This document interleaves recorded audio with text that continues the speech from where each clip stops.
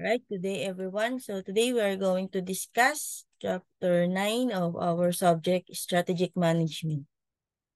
Okay, so it is entitled strategic implementation. So these are the contents. We are going to discuss different organizational structure and design. So strategic leadership versus change management, aligning organizational culture with the strategy and change management. Okay, so let's proceed first with the first topic, organizational structure and design. So let's identify what is organizational design. Okay, so organizational design refers to an organization, no, is structured to execute its strategic plan and achieve its goals. No, in simpler term, it refers to defining, designing, and restructuring organizational structure. So the very purpose of organizational design is to aim at finding any type of defective and dysfunctional elements related to organization system, organization structure, process, and work culture. No? So usually a business without a long-term goal and objective will struggle to set company direction, no? And to set and achieve this goal, it is very important, no, that the management have a strategic management and know how to implement it. Okay? So, under organizational structure, we have 4 categories. So, ito yung una, no? Traditional o vertical organization. So, ang example niyan is traditional, usually simple. Usually, sa mga nagsistart na enterprise, simple structure lang muna, no?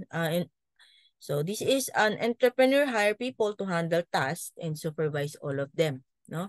So, usually, ito, wala pang mga departments, no? A broad span of work control, kasi kunti pa lang, eh. Central authority, usually business owner, no? Siya lang nagdi-decide. Tapos mga tauhan pa lang, no? Little or no formalization in terms of established structure. So, this organization function as well until they grow to a larger number of employees and control becomes unmanageable. Okay? So, ito yung example niya, no? Kunyari, ito yung may-ari. Kung nakikita niyo yung screen, so, yung CEO, tapos halos lahat siya yung nagli-lead. Kasi nga, starting pa lang. Now, second, meron under traditional organization structure, meron tayong tinatawag na self-contained hierarchies. Okay? So, it is established 1970. So, when we say hierarchy or pyramid, it is still the most common type of organizational structure simply because it is the easiest to design and manage and there is a clear chain of command. No? So, hierarchies limit the span of control. Business seek to limit the number of people managers supervise to allow them to other work. Hindi katulad nung simple kanina, halos lahat yung president, no? So, ito, sa self-contained hierarchies, meron na siyang president, yung VP, tapos may mga department heads, yung mga department head, siya yung magre-report sa VP. So, hindi lahat nakakadirekta sa president, no? Meron tayong supervisor, under supervisor, may manager pa yan, department heads, VP, papunta doon sa pinaka-may-ari. Ayan. Okay? So, ito yung second category. Kanina may tayong traditional. Now, we have functional design.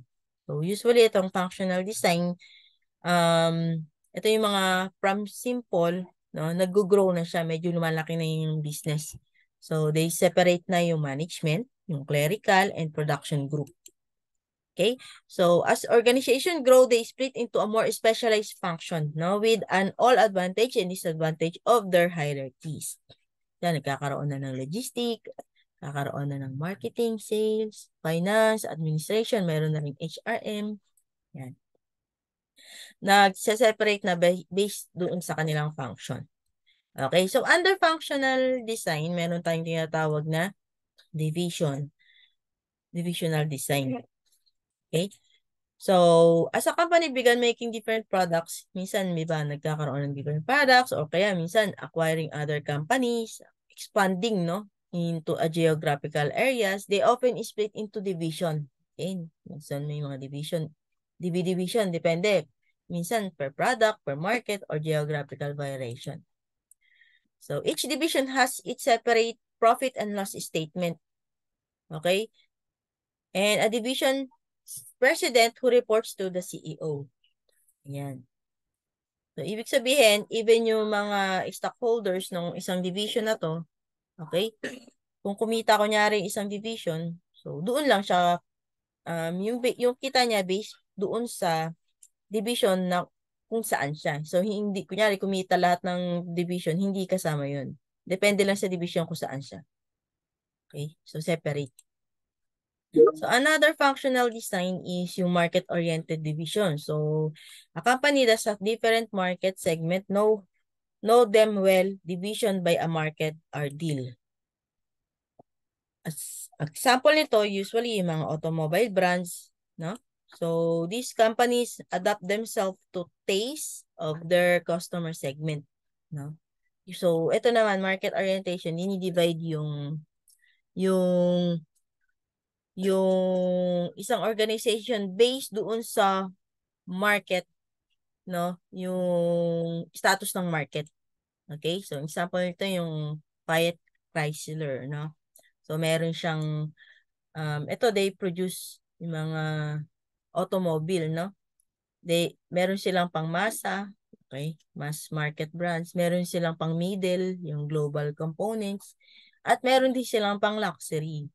So, under ng, kung ito kilalang kilala yung Ferrari, di ba? Under ng luxury sa Fiat, under luxury yung Ferrari tsaka Maserati. Okay? So, ganyan dinivide yung function per market-oriented. Pero yung iba naman, they divide yung kanilang mga division per product-oriented naman. Okay? So, product division can work well with giving opportunities to people with good business idea. Okay? So, the competitive environment can be healthy for innovation in each division. So, however, it can lead to rivalry if they must compete with resource and support. Okay. So, product-oriented division can often be the same general industry. For example, Honda. Ito example, no? Honda Motors, separate division sa kanilang motorcycle. Meron silang aircraft, meron din silang automobile. So, dinidivide nila per product nila. Okay?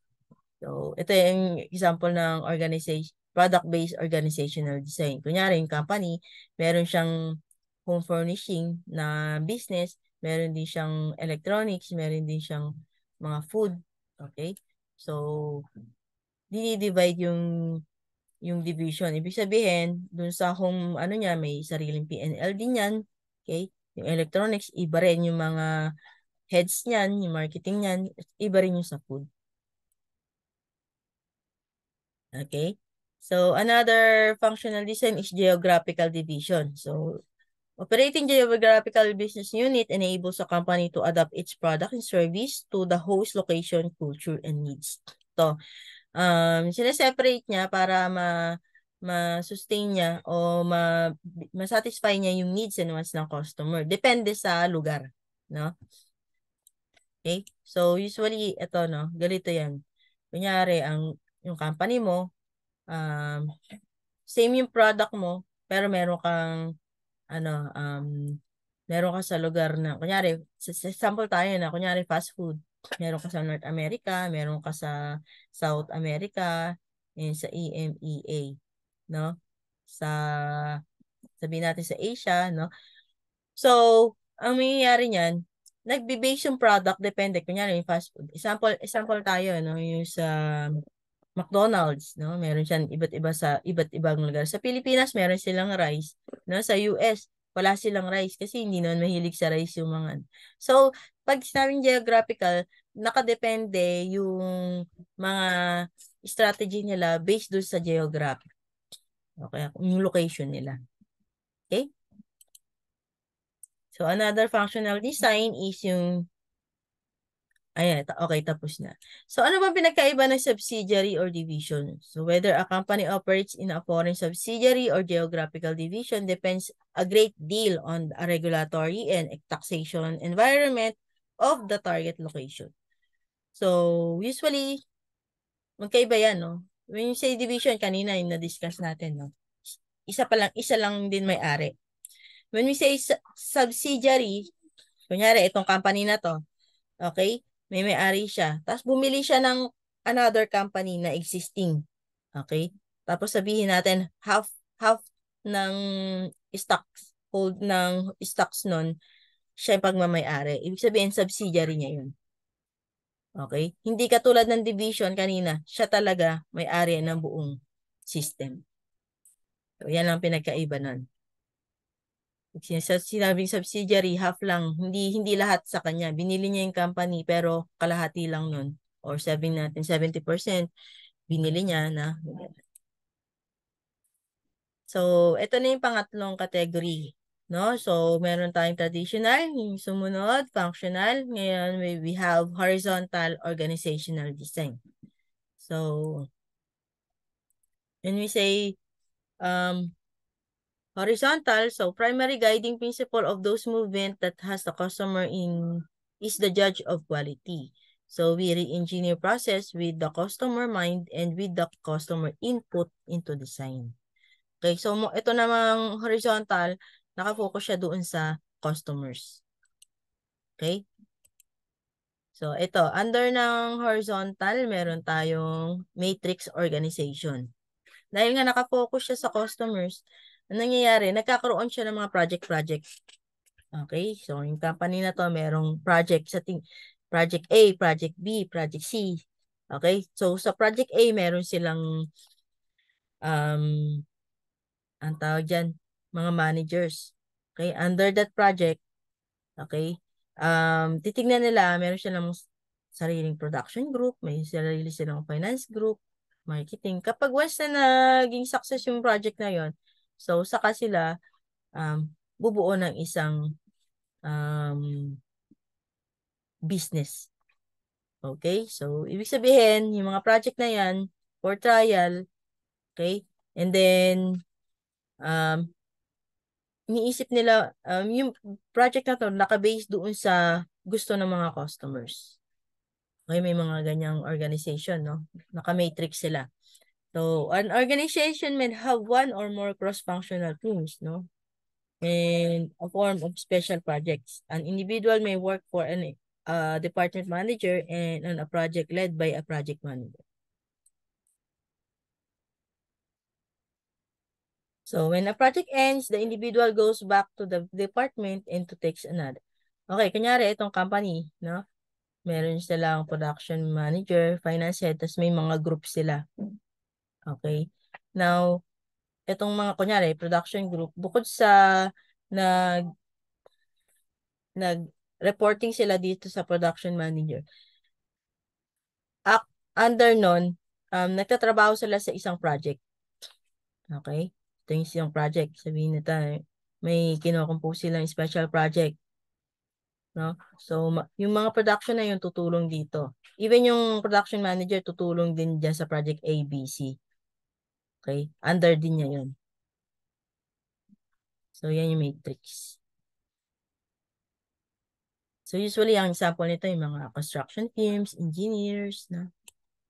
Sige, proceed tayo sa next. Horizontal organizational design. Meron naman tayong tinatawag na team-based organization. No? So, yung kanina per functional, no? Kunyari, per production, ganun. Ito naman, may mga team na nagwo-work for Project A, Project B, and Project C. Instead of having manager, wala nang manager, no? Lahat ng team kinukuha, no? Para mag-work in a certain project. Yun ang pinagkaiba niya. No? So, team selection is critical. For this reason, organization must choose members based on their values and motivation to create mix or creative need of structure and independence. So, very critical, no? It is very hard to choose a great team, no? Minsan kasi may mga hindi kakasundo, pero minsan ano no, pag na-build yung teamwork ng isang team, medyo mas maganda yung result na kinalalabasan. So, ito yung pinakaiba, no, ng project-based sa team-based. Okay? So, sa project-based, usually, itong buong team na to, doon lang siya nag-work sa project 1. Focus lang sila doon.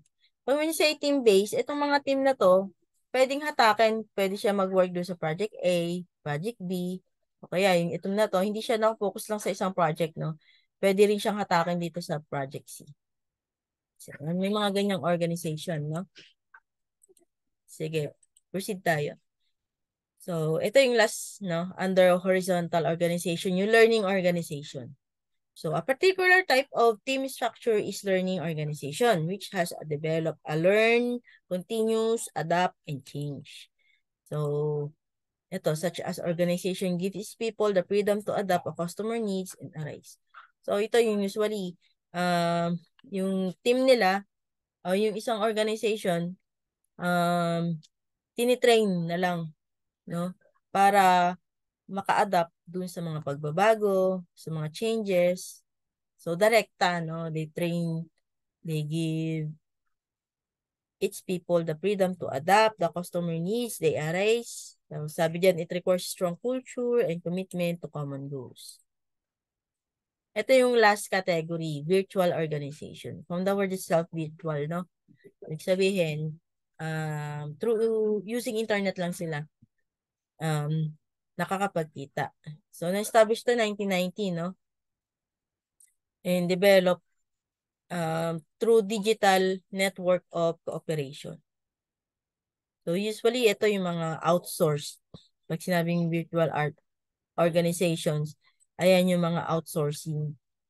So, yung sa ibang bansa, di ba? Marami silang mga yung mga BPO dito sa Pilipinas, yan. Yan yung mga virtual organizations. Wherein yung mga network nila is nasa ibang bansa, tapos nagwo-work sila for that company. Okay? Ayan yung mga examples yan, no? Amazon, Reebok, Nike, Puma, Dell. Yan mga example ng virtual teams. So, under ng virtual, meron din tayong project-based organization under virtual. So, minsan may mga project-based na nagmi-meeting lang din sila. Offload ay yung mga tinatawag na mga remote work. Okay? So, example niyan yung mga computer programmer, no? Yung mga software products and service. Okay? So, per project lang sila. Kunyari, yung organization, mag-work sila in a certain company, virtually, no? They will create, magpo-program lang sila. Okay? So, pag natapos nila yung program na pinapagawa ng isang company, tapos na rin. So, project-based, pero virtual. So, under virtual, meron tayong network organization, no? So, alam naman natin mga networking, no? From this, tapos mayroon silang mga heads, tapos network. No? A network is a group of cooperating entities, individual, team, organizational units, no? Organization who work together to achieve a common goal. They have no connection but the desire to work together for a mutual gain. So, pero ito, under din siya ng virtual organization. Naka-network sila. Okay? So, let's proceed with the next topic. Let's identify the difference between strategic leadership and change management. Okay, when we say strategic leadership, it is a management approach that emphasizes the long-term health and success of a business or organization. So, strategic leaders take into account the broad scope of the company, including resources, challenge, and potential opportunities. So they formulate goals and create roadmaps to achieve these goals, fostering an environment where everyone in the organization can contribute in their best. So, ayan, no? Strategic leadership. So, usually, these leaders typically possess foresight, no? Innovation thinking, and strong ability to make hard decisions, all of which help in positioning the organization for future success. Okay? When we say change management naman, okay, is a structured approach for ensuring the changes are smooth implemented and that the lasting benefit of change are achieved. Okay? So it's about changing the human side of change. Ito managing the human side of change. So change management involve understanding of change, communicating its effectively, helping people through transition, making necessary adjustment. Okay, when you say strategic management, they strategize. Okay, yung isang management, they strategize, i-implement nila yon kasi evaluate nila. Okay, pag sinabi naman change management, meron silang babaguhin, no? Merong pagbabagong gagawin. Okay? Sabihin natin yung culture, babaguhin nila yung culture ng isang um na isang hindi sila stick lang dun sa isang culture or sa isang process. Merong mga pagbabago silang ginagawa para maka-adapt doon sa environment. At the same time, makasunod sila sa trend. Okay? Kaya nagkakaroon ng change management. Usually, pag yun say change management, babaguhin talaga yung structure. Sabihin natin, may bagong equipment o may bagong technology. Siyempre, yung process, possible, mas mapapadali na. May tatanggalin silang mga labor, may mga tatanggalin silang mga process kasi nga, meron ng equipment, may technology nang gumagawa. So, maraming pagbabago. And, eto, another, strategy sa mga organization to really adapt sa mga changes, no? Sa mga adjustment ng isang operation. Okay? The next topic is aligning organizational culture with strategy. Okay?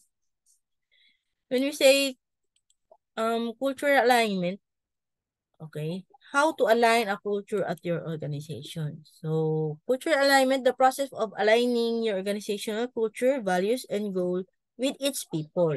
This is the key part of recipe of the business success. No? So, ibig sabihin, kung ano yung goal ng company, mission, vision nila, dapat naka-align doon yung mga people under them, yung mga hinahire nila. So, pag once na-disconnect yun, ang mangyayari niyan, maruruin, no? Mawawala yung strong ito yung pinaka-foundation kasi when the people really adapt yung culture ng isang business. Okay? So, how are we going to align?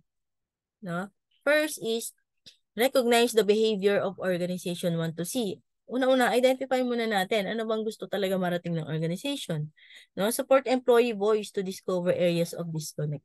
No? So, dapat nagkakaroon din ng feedback with the employees with regard sa mga work nila, no? Para at least mai-align natin para hindi sila ma-disconnect. No? Create a meaningful set of company values. No? Through identifying mo yung gusto mong marating at saka sa mga feedback ng mga employee, doon ka na makakapag-set ng company values. And from that, build a culture of trust and psychological safety. No? Hire for a culture and center culture in boarding process. And ayun na yung pinakahuli. So, minsan yung ibang company na nag-hire pa sila ng mga employee para every time they hire a people, bago sila magsimula, no, dinidiscuss talaga nila yung culture ng company. Para umpisa pa lang, alam na ng employee, ito yung culture ng company, ito yung values ng company, dapat ganun din maging sila. Okay? Ito yung last, no, change management. Okay? So, overcoming the resistance and barriers. So, what is resistance to change? Usually, when we say resistance to change, ito yung mga unwilling, no? May mga ganong department, no? May mga change na gustong papago yung CEO, tapos may mga department ayaw naman nila mag-change, no? They are unwilling to adapt the new circumstances or way of doing. It can happen with individuals, relationship, or within an organization. There are many reasons for resistance. Mamaya, i-discuss natin, no? isa-isa ano ba yung mga reason. Bakit kaya ayaw ng mga tao? So, ayan. Ito yun. 6 common reasons for resistance to change. Una-una, lack of trust. Okay? A lack of trust can have an implication for turnover as long as an employee giving leadership the benefit of the doubt when issues do arise. No? So, usually, when we say lack of trust, hindi yung isang individual kaya ayaw niya magbago kasi hindi naman siya nagtitiwala na magiging successful yung pagbabago na yon. Okay? So, ano nangyayari? Ito, distrust of organization as a whole can also occur if employee feels their organization does not do as they say. Ito, usually, nagkakaroon ng distrust, no? Kunyari, may sinabing isang organization, ganito mangyayari, hindi naman nila ginagawa yon. No? Changes too frequently, no?